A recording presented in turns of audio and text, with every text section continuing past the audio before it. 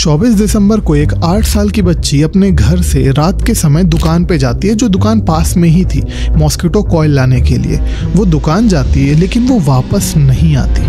आखिर रात में ही वो बच्ची कहाँ गई, हुआ क्या आखिर उसके साथ, ये हम आज के केस में देखेंगे। 24 दिसंबर को वो 8 साल की बच्ची रात के समय ही अपने घर के पास वाली दुकान में ही मॉस्किटो कॉइल लाने जाती है। अब क्योंकि पिता एक पैर से विकलांग थे तो वो बच्ची कई बार छोटी मोटी चीजें पास की ही दुकान से लाया करती थी। तो ये रात भी हमेशा की तरह ही नॉर्मल ही थी। वो दुकान जाती है, मॉस्किटो कॉइल लेती है, लेकिन वो वापस नहीं आती। अब जब थोड़ी देर हो जाती है तो अब घर वालों को चिंता होती है, क्योंकि आज तक तो ऐसा कभी हुआ ही नहीं था कि इतना टाइम उसे लगा हो। अब घर वाले आसपास देखना शुरू करते हैं, वो बच्ची नहीं मिलती। अब आसपास के पड़ोसी भी उस बच्ची को रात में ही ढूंढने लगते हैं। 1 घंटा निकल जाता है, 2 घंटा निकल जाता है, लेकिन उस बच्ची का कोई अता पता होता ही नहीं है कि क्योंकि दुकान बहुत पास में थी, वो इतनी ही दूर में कहाँ चली गई, कि उसके साथ हुआ क्या, ये किसी को नहीं पता था।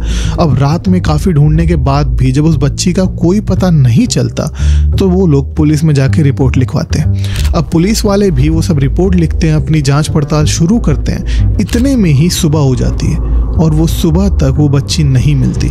अभी भी गांव वाले बच्ची को ढूंढ ही रहे थे, उसके घर वाले भी उस बच्ची को ढूंढ रहे थे और अब पुलिस वाले भी उस बच्ची को ढूंढने में लगे हुए थे।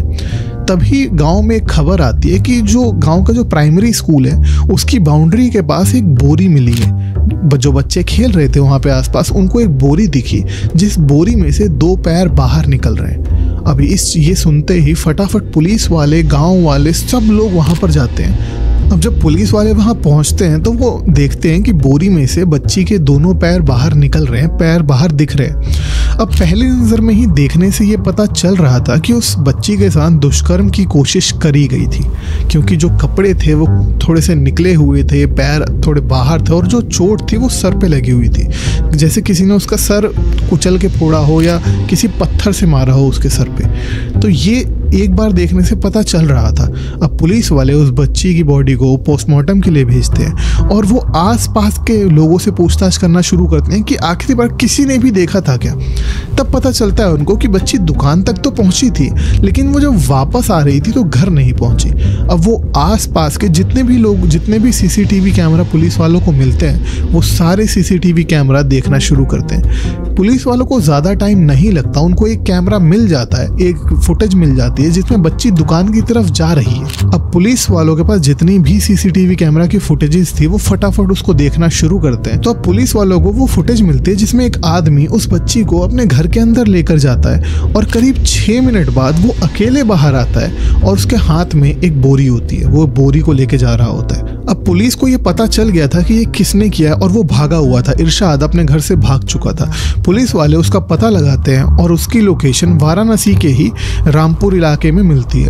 अब पुलिस वाले जब उसके पास जाते हैं उसको अरेस्ट करने के लिए, तब वो देसी कट्टे से पुलिस पे ही फायर कर देता है और जवाबी कार्यवाही में पुलिस वाले उसको एनकाउंटर में उसके पैर पे गोली मारते हैं, जिससे वो घायल हो जाता है और पकड़ा जाता है। अब जब पुलिस वाले उससे पूछते हैं कि आखिर क्यों किया, तो वो बताता है कि मैं नशे में था और मैंने उसको सामने देखा तो मैं उसको बहला फुसला के घर के अंदर ले गया। उसके साथ मैंने ज़बरदस्ती करने की कोशिश करी, लेकिन जब उसने मना किया, जब उस बच्ची ने खुद का बचाव करने की कोशिश करी, तब ये गुस्से में इसने पास ही पड़े पत्थर से उस बच्ची का सर फोड़ दिया, जिससे उसकी जान चली गई। और फिर वो उसे बोरे में भरता है और स्कूल की बाउंड्री के अंदर फेंक कर वहाँ से भाग जाता है। और ये सब कुछ इरशाद ने दारू के नशे में किया, ऐसा उसने पुलिस वालों को बताया।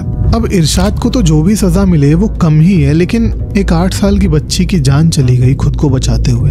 उस टाइम पता नहीं आप लोगों ने कभी ऐसा सोचा है कि नहीं, मतलब उस टाइम जब ये सब हो रहा होगा उस बच्ची के दिमाग में क्या चलता होगा कि कोई आकर उसे बचा ले, कोई गेट खुल जाए, कोई आवाज़ सुन ले, लेकिन ऐसा कुछ नहीं हुआ।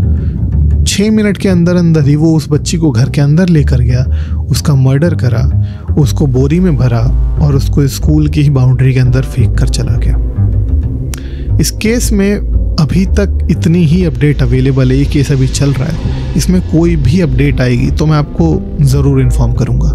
तब तक के लिए इस चैनल को सब्सक्राइब करके सपोर्ट ज़रूर करिएगा। मैं मिलता हूँ आपसे नेक्स्ट केस में। Thank you for watching.